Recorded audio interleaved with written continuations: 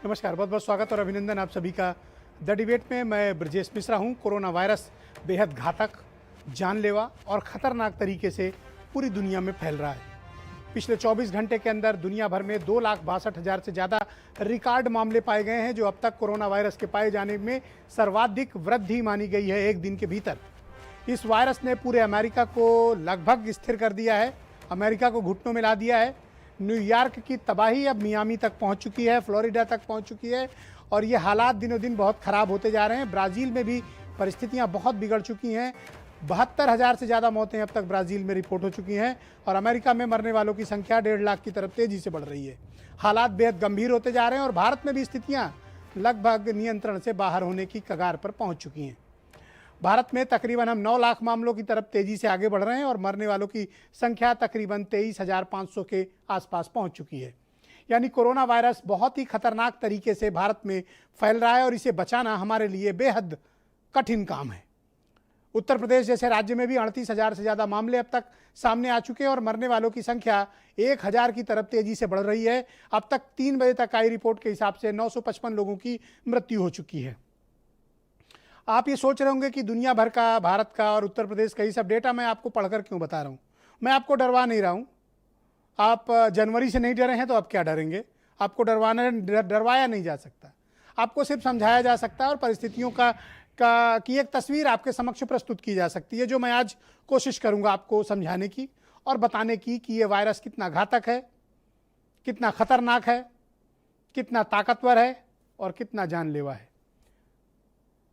जो लोग इसको हल्के में ले रहे हैं, जिन्हें लगता है कि यह सामान्य सर्दी, खांसी और फ्लू का वायरस है, भारी भूल कर रहे हैं, जीवन की सबसे बड़ी भूल। और आप सिर्फ अपने साथ ही नहीं, अपने परिवार के साथ, समाज के साथ गलत कर रहे हैं, क्योंकि यह ऐसा कोई वायरस दुनिया में नहीं हुआ जिसने बड़े पैमाने पर लाखों लोगों की जान ले ली हो। अब तक 5,75,000 लोग मारे जा चुके हैं। 1,30,00,000 से ज़्यादा लोग कोरोना वायरस से प्रभावित हैं। बहुत से लोग ये दावा करते हैं कि 60% लोग ठीक भी तो हो रहे हैं। अरे तो 40% के साथ जो हो रहा है वो कौन झेलेगा। ये निर्दोष गरीब लोग जो मारे जा रहे हैं, इनका क्या होगा।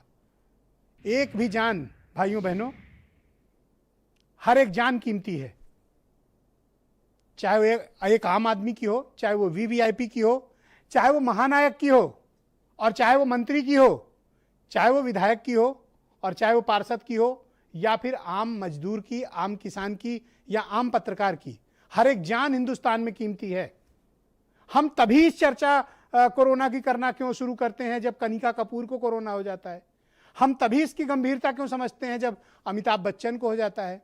हम इसकी गंभीरता तभी क्यों समझते हैं जब ऐश्वर्या राय बच्चन को हो जाता है।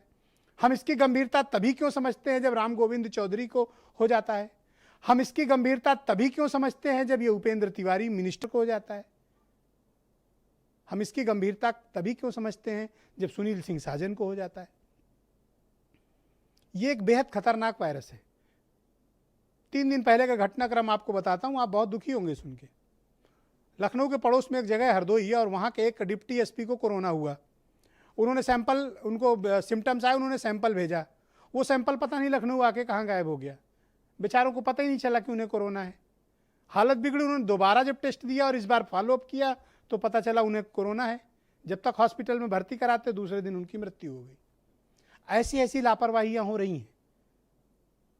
एक छोटी सी चूक आपके लिए जानलेवा घात बन सकती है, आपका परिवार तबाह कर सकती है, आपका खानदान तबाह कर सकती है, आपका जीवन बदल सकती है, आपको जीवन भर के लिए तकलीफ दे सकती है। आप समझ लीजिए कि एक बेहद खतरनाक वायरस है जो हवा में 3 घंटे से ज़्यादा वक्त तक जिंदा रहता है। और ये मेरी नहीं, ऑक्सफोर्ड यूनिवर्सिटी की शोध है, जो कहते हैं कि एक बार हमें कोरोना होने के बाद ठीक हो गए और एंटीबॉडी डेवलप हो जाती है। उसका भी शोध आ गया है रूस की यूनिवर्सिटी का कि 3 महीने से ज़्यादा एंटीबॉडी बहुत दिनों तक काम नहीं करती, इम्यूनिटी काम नहीं आती।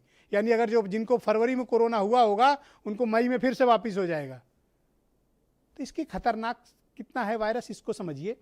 ये कोई बच्चों का विषय नहीं है और कोरोना को भारत में मजाक का विषय वस्तु बना दिया गया।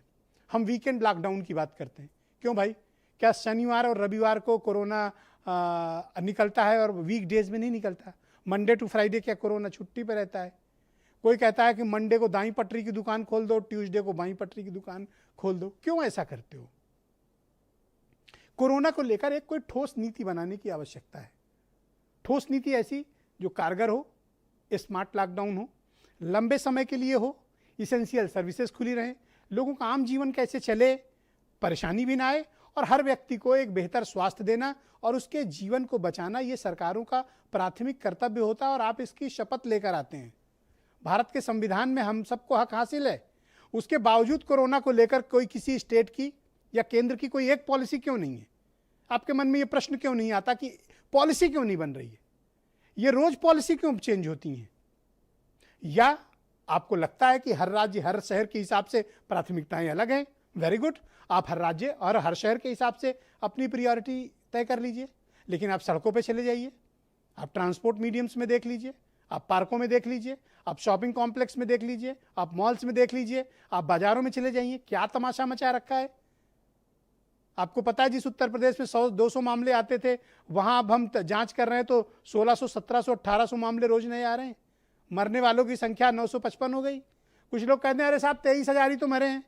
तो भाइयों बहनों, मैं उन्हें कहना चाहता हूं, आपके लिए 23,000 एक आंकड़ा होगा, लेकिन मेरे लिए वो 23,000 हिंदुस्तानी हैं, हमारे भाई हैं।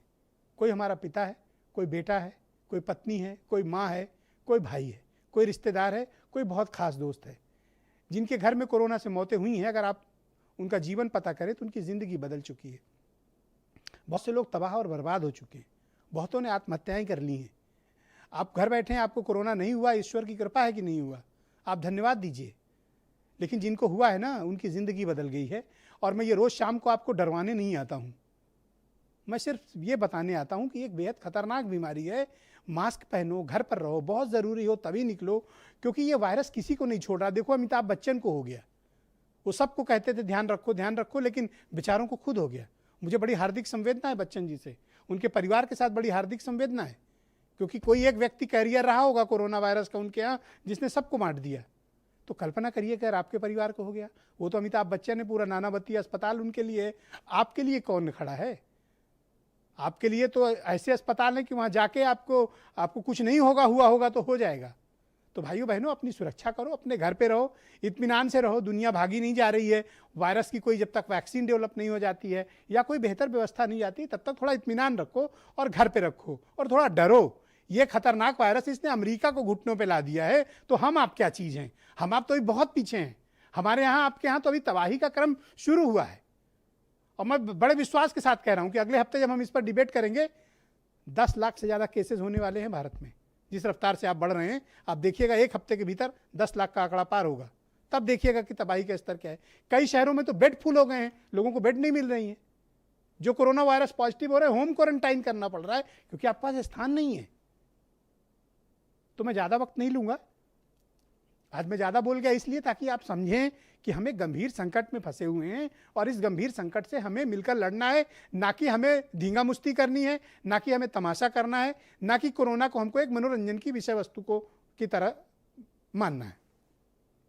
तो मेरे साथ नवीन श्रीवास्तव हैं भारतीय जनता पार्टी से, जूही सिंह जी समाजवादी पार्टी से हैं, रोहित अग्रवाल राष्ट्रीय लोकदल से हैं, डॉक्टर रमन श्रीवास्तव जी हैं IMA की अध्यक्ष हैं, और डॉक्टर DK गुप्ता जी हैं फेलिक्स हॉस्पिटल नोएडा के डायरेक्टर हैं। बहुत स्वागत और बहुत बहुत धन्यवाद। बीरेन सिंह जी भी हमें ज्वाइन कर चुके हैं। मैं आप सबसे